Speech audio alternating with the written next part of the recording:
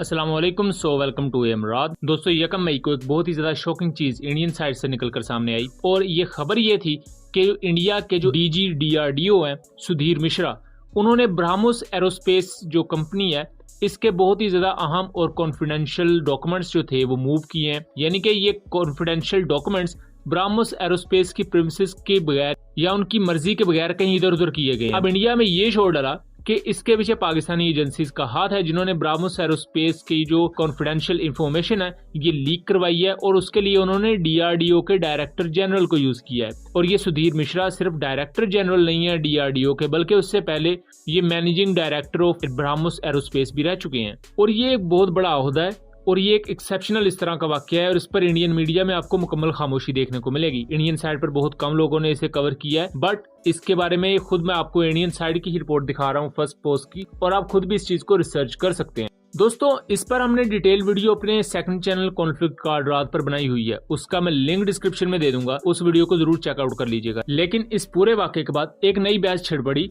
कि अगर ब्रह्मोस एरोस्पेस की बहुत ही ज्यादा अहम कॉन्फिडेंशियल इंफॉर्मेशन लीक हुई है तो क्या फ्यूचर में कुछ चांसेस हैं कि पाकिस्तान और चाइना ब्रह्मोस मिसाइल जैसा ही कोई मिसाइल बना ले। क्योंकि यहाँ कुछ अनकन्फर्म्ड सोर्सेज ये क्लेम करते हैं कि ब्लूप्रिंट्स टाइप कुछ लीक हुआ है। ब्लूप्रिंट्स बेसिकली होते हैं जो इंजीनियरिंग के लिए नक्शे तैयार किए जाते हैं किसी भी सिस्टम के। वो मिसाइल हो सकता है, कोई सिविलियन इंफ्रास्ट्रक्चर हो सकता है, कोई भी सिस्टम है एटसेट्रा, उसके जो बेसिक नक्शा जात तैयार किए जाते हैं वो ब्लूप्रिंट्स आप उन्हें कहते हैं।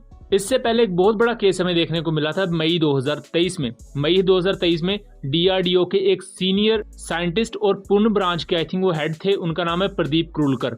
उन्होंने एक पाकिस्तानी एजेंट को ये तमाम की तमाम इन्फॉर्मेशन लीक की थी और जो इन्फॉर्मेशन लीक की थी उनमें बहुत ही ज्यादा अहम प्रोजेक्ट्स हैं इंडिया की, यानी कि इंडिया के future surface to air missile system, BrahMos missile से रिलेटेड कुछ उसके कंपोनेंट्स के बारे में, खास तौर पर उसके बूस्टर के बारे में। उसके अलावा जो अंडर डेवलपमेंट अग्नि 6 मिसाइल है इंडिया का, उसके लॉन्चर से रिलेटेड या उसकी जो व्हीकल होती है उसकी इन्फॉर्मेशन भी कहा जाता है कि लीक हुई थी।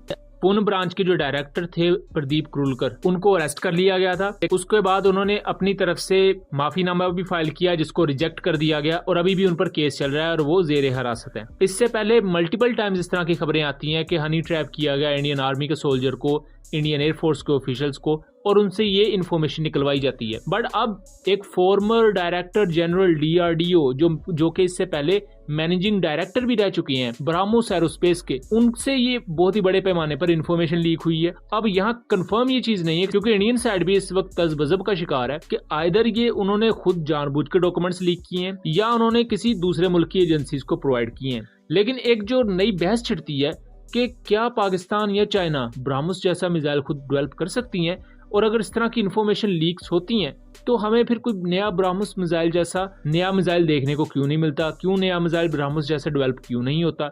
तो हम जरा इस चीज को डिग इन करते हैं। देखें, ब्रह्मोस एरोस्पेस इंडस्ट्री वो है जो ब्रह्मोस मिसाइल को बनाती है और ब्रह्मोस एरोस्पेस रशिया और इंडिया का एक ज्वाइंट कोलैबोरेशन है। इनके इस वक्त दो बहुत बड़े प्रोजेक्ट्स चल रहे हैं ब्रह्मोस मिसाइल को लेकर। ब्रह्मोस मिसाइल की खास तौर पर जब से फिलीपींस को उन्होंने पहला बैच प्रोवाइड किया है तब से ब्रह्मोस मिसाइल का स्टेचर पूरी दुनिया में ज्यादा हुआ है और मानने वाली चीज है कि ब्रह्मोस मिसाइल वाकई एक बहुत अच्छा और कैपेबल मिसाइल है। ब्रह्मोस मिसाइल के जो दो बड़े प्रोजेक्ट्स चल रहे हैं, पहला तो है उसका ब्रह्मोस NG जो कि नेक्स्ट जनरेशन ब्रह्मोस होगा।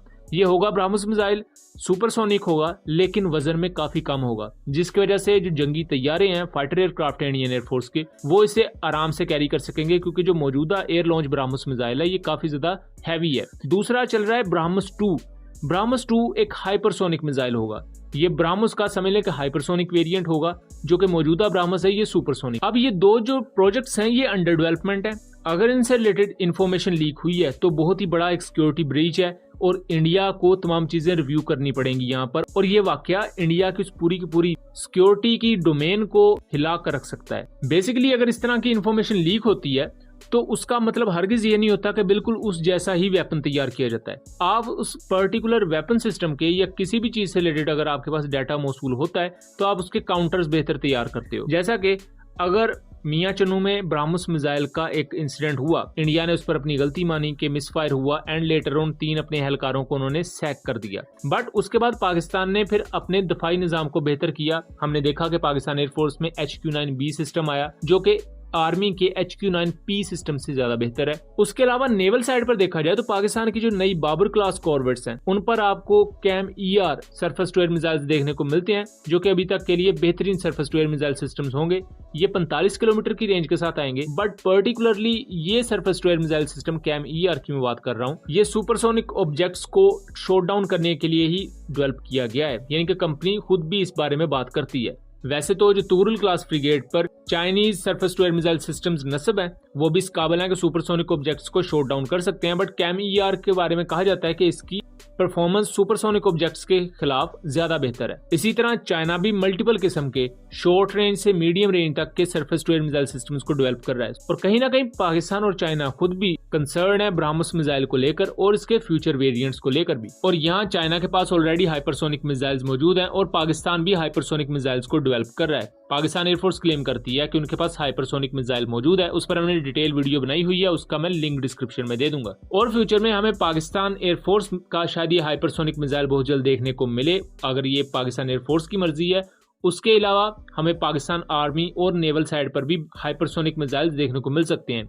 लेकिन यहाँ बहुत आम चीज ये है कि ये एक स्ट्रेटेजिक वेपन है, इसको बिल्कुल सही वक्त पर मंजर आम पर आना चाहिए। ये कोई भी अवामी ख्वाहिशात पर चीजें नहीं होती, क्योंकि हमने रिसेंटली देखा कि अमेरिका ने चाइनीज कंपनीज पर पाबंदियां लगाई, इंडियन कंपनीज तक पर भी पाबंदियां लगाई हुई हैं। हमने उन पर डिटेल वीडियो बनाई है, उनका लिंक भी डिस्क्रिप्शन में दे दूंगा। सो इस तरह की जो इन्फॉर्मेशन लीक होती है, बुनियादी तौर पर आपको उससे काफी कुछ चीजें नई सीखने को मिलती हैं। अगर कुछ मिसाइल्स को किसी जगह पर डिप्लॉय किया गया है, उसकी इन्फॉर्मेशन आपको मिलती है, आप अपनी डॉक्ट्राइन को बेहतर करते हैं, आप उसके काउंटर में जो अपने सिस्टम डिप्लॉय करते हैं उनकी डिप्लॉयमेंट को बेहतर किया जा सकता है, उनकी प्रोटेक्शन के लिए ज्यादा बेहतर इकदाम उठाए जा सकते हैं, एंड फ्यूचर को लेकर आप बेहतर प्लान कर सकते हैं। बट द पॉइंट इज कि इंडियन साइड पर farmer director general of DRDO उनका इस तरह चीजों को लीक कर देना, फाइल्स को मूव कर देना, ये बहुत ही बड़ा सवालिया निशान है इंडियन साइड पर, और इसके लिए अब इंक्वायरी बैठ चुकी है। आने वाले वक्त में देखना दिलचस्प होगा कि ये ऊंट किस करवट बैठेगा। उम्मीद करता हूँ चीजें क्लियर रही होंगी। मिलेंगे अगली वीडियो में, तब तक के लिए अल्लाह हाफिज।